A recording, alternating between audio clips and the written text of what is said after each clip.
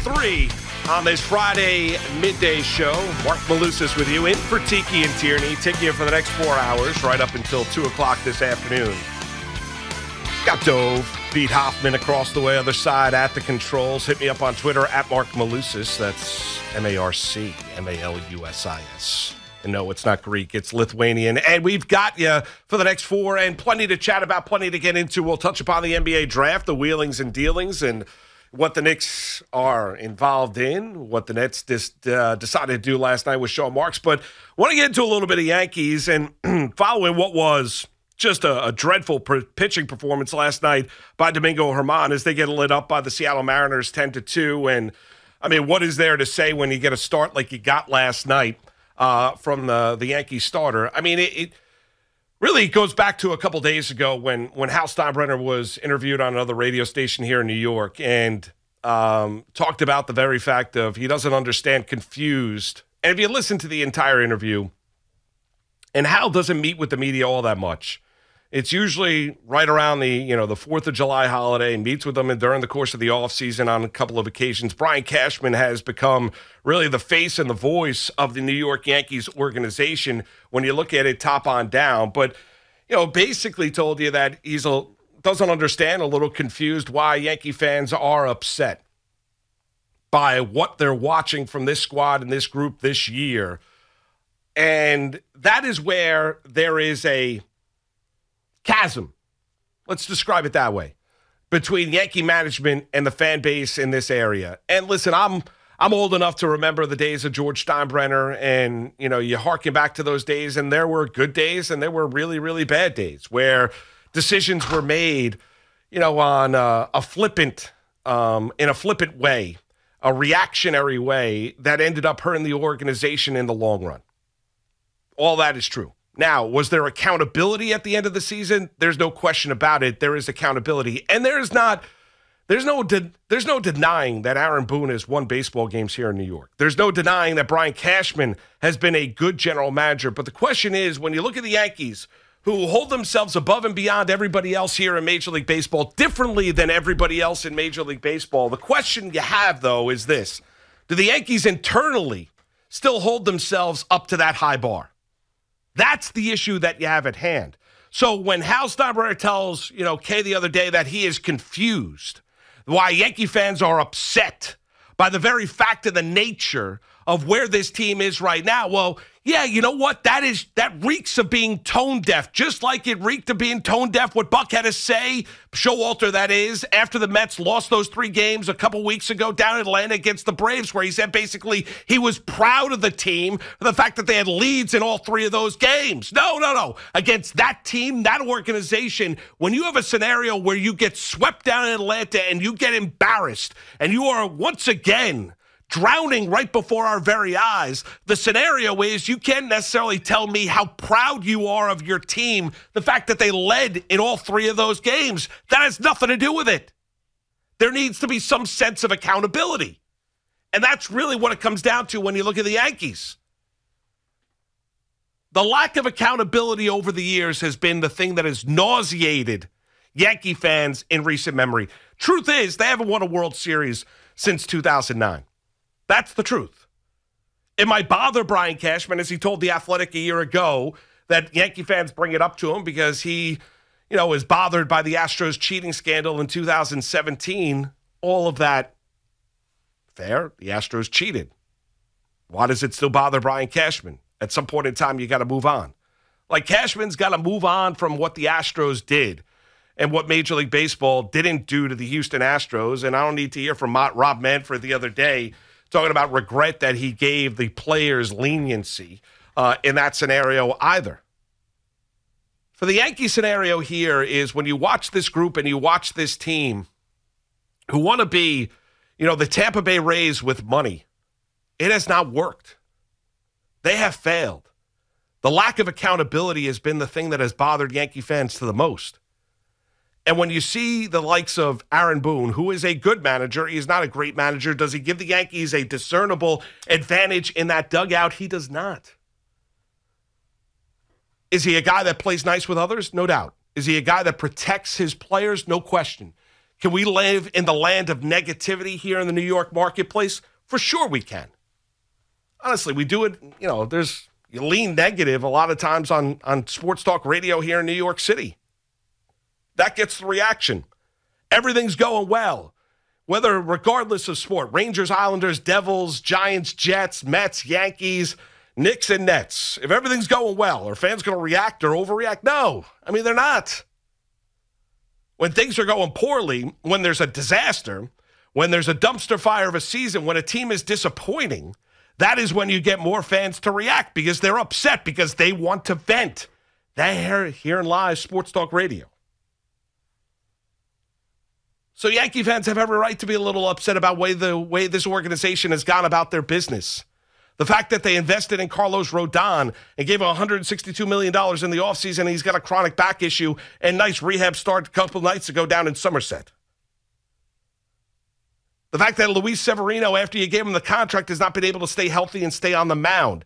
The Aaron Hicks scenario before you decided to DFA him earlier on in the regular season, holding out hope that all of a sudden Aaron Hicks was going to find it here. The lack of development when you look at players like Miguel Andujar, Clint Frazier, Greg Bird, Gary Sanchez, Gleyber Torres at shortstop for a couple of seasons before deciding to finally move him to second, even though as an organization you kept on telling everybody that he was a shortstop. IKF at shortstop last year.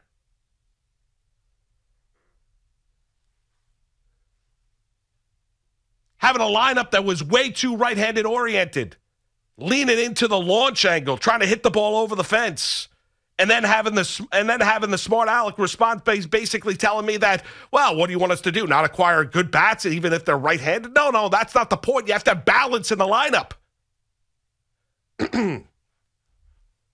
So when you look at this Yankee scenario and you listen to Hal Steinbrenner and when the conversations that he's had, it's one and the same that we've heard year in and year out.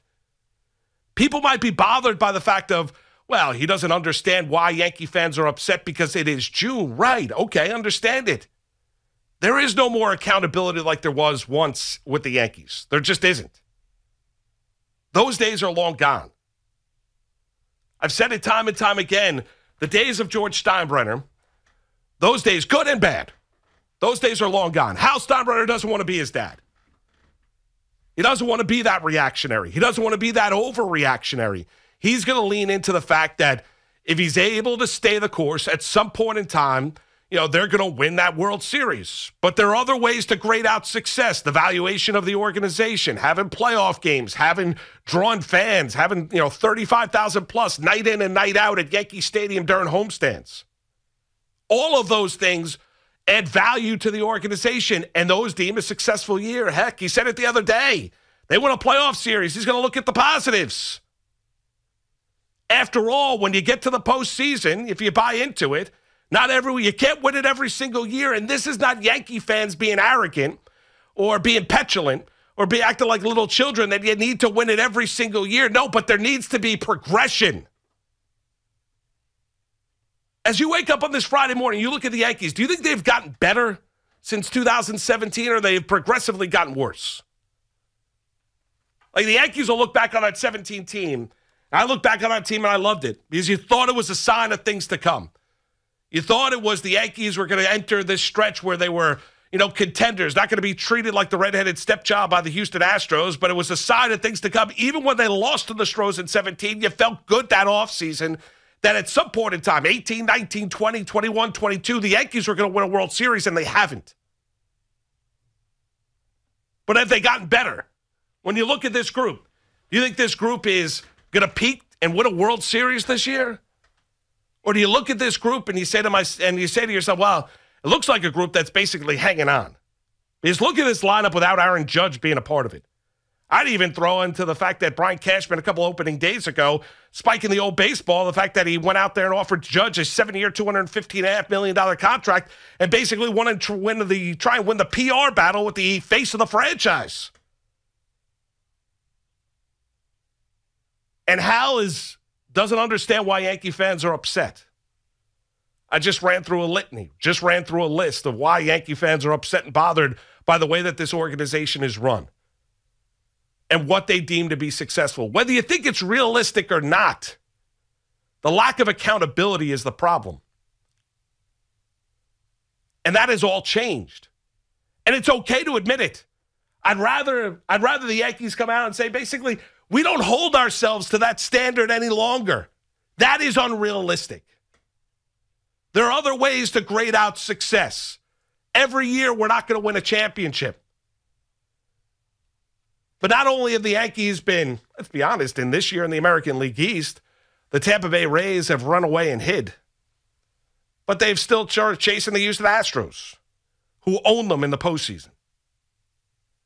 And you still have the fear of God when you look at this group and you say to yourself, are they really good enough?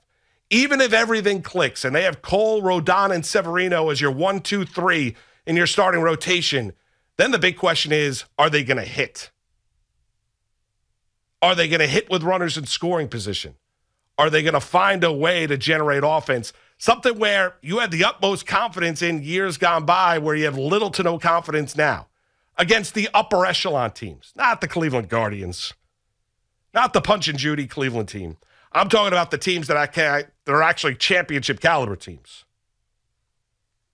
The Rays, the Stros, the next opponent, the Texas Rangers, who even without Jacob deGrom has surprised teams with the way that they played this year. And you look at this group and you scratch your head when you look at it. Because you look at a guy like DJ LeMahieu who doesn't look like anywhere close to the player that he once was. You look at a guy that every Yankee fan, just like Met fans want to rip on Daniel Vogelbach, Yankee fans want to rip on Josh Donaldson. But don't forget about the edge from Josh Donaldson. The edge that he was brought here to provide this clubhouse, to provide this team something that they were missing. I used to get into the debates about Mark Teixeira at first base and the Yankee fans when his offense would drop off and he became a dead pole hitter, trying to hit everything over the short porch in right field. Everyone used to talk about his defense. Well, listen, if the same argument now when you look at Josh Donaldson, everybody, all they want to talk about is his defense. I can find a lot of guys that could be an all-defensive third baseman. Josh Donaldson is getting paid what he is getting paid to not only do what he does defensively at third base, but to provide a little bit of offense. And let's be perfectly honest. The days of Josh Donaldson being that kind of a player offensively, even though Boone stuck up for him during spring training down in Tampa, those days are long gone. So that's why Yankee fans are upset. Because they look at this group and they don't look like a group that is closer to winning a World Series. They look like it's a group that's getting farther and farther away. So it is June. We've got a ways to go in the MLB regular season. We'll see what the Yankees do come the MLB trade deadline. You know that they're going to be aggressive to try and add some pieces. In all likelihood, you're probably not going to have Aaron Judge back with this team before the All-Star break as he's dealing with that toe injury after making that unbelievable catch in Los Angeles against the Dodgers in Chavez Ravine. And you're looking at a lineup, even though they won 2 of 3 against Seattle, and even though Herman was awful last night, they're trying to keep their head above water before they get their captain number 99 back. And they're looking at a team that's not exactly surging this year, even when Judge is there. And you want to ask why fans are upset? That's exactly why.